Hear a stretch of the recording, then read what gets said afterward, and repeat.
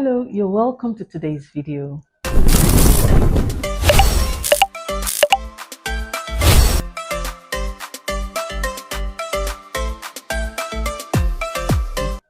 In today's video, we're going to be focusing on some key areas that the second language learner of English should pay close attention to, should be familiar with, and should be able to understand when it comes to topics in spoken English, English phonetics and phonology, especially English sound change, and applied linguistics. Okay, so we are going to begin with spoken English. Now, when it comes to spoken English, we're already familiar with the fact that we have 12 monophthongs. Now, amongst those monophthongs, we have 3 central vowels. They're quite difficult for the second language learner of English to pronounce, and so they should pay close attention to the 3 English central vowels. Now, regarding English sound change, which comes under English phonetics and phonology, students, second language learners of English, should be able to know and understand the phonotactic rule of English. Okay, and it states that you can't have more than 3 consonants at the onset position, and you can't have more than 4 consonants at the coda position. So being familiar with this patterning is key to understanding the English syllable structure.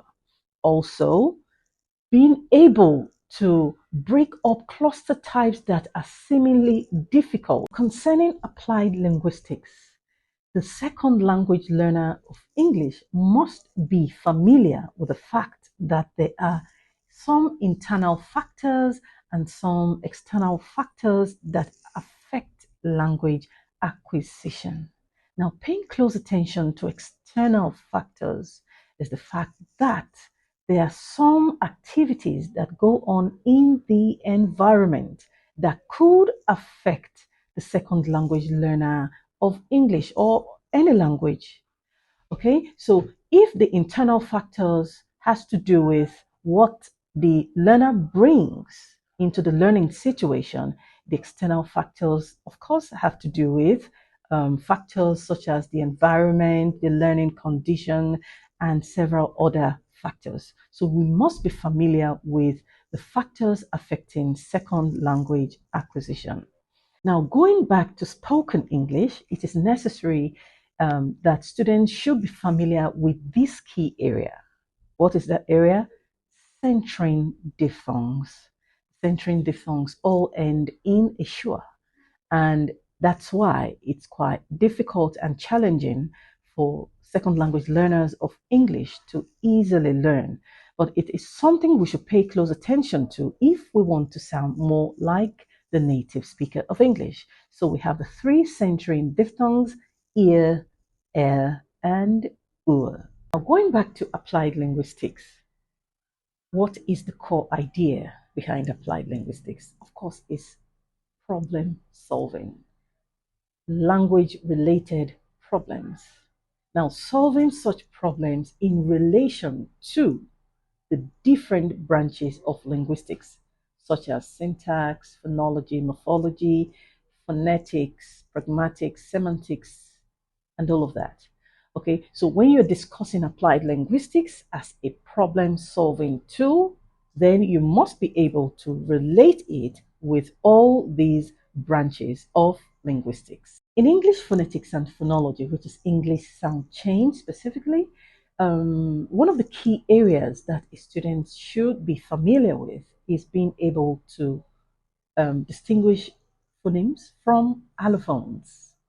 Now, if you are able to run through and be familiar with the differences between allophones and phonemes, you should be able to make such distinctions in certain words. Okay, what are those diacritic marks that marks out an allophone from a phoneme? How are you able to make a distinction when it comes to pronunciation of certain allophones and certain phonemes? You must be familiar with that. Now, still on spoken English, Another key area that the second language learner of English must be familiar with is the aspect of triphthongs. Triphthongs are quite difficult for the second language learner of English, especially if he wants to sound like the native speaker. He must be able to engage the process of smoothing. So the triphthongs are five in number, all ending in sure. You must be familiar with all of these and be able to pronounce them accurately and properly. Also, another aspect of the phonemes is consonants. And under consonant, apart from approximants and fricatives and all of that, the nasals. When it comes to nasalization, you must know how they are described, their places of articulation, and their manners of articulation, and how to identify and pronounce them properly in words.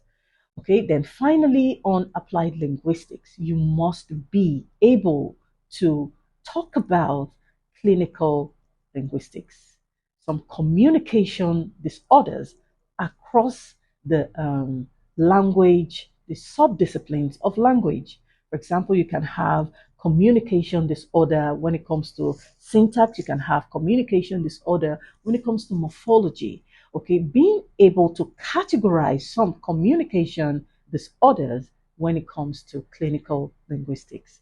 Now, these are a few key areas that the second language learner of English must pay close attention to when it comes to spoken English, applied linguistics, and English phonetics and phonology. Thank you for watching. Now, don't forget to like, share, and subscribe. See you later.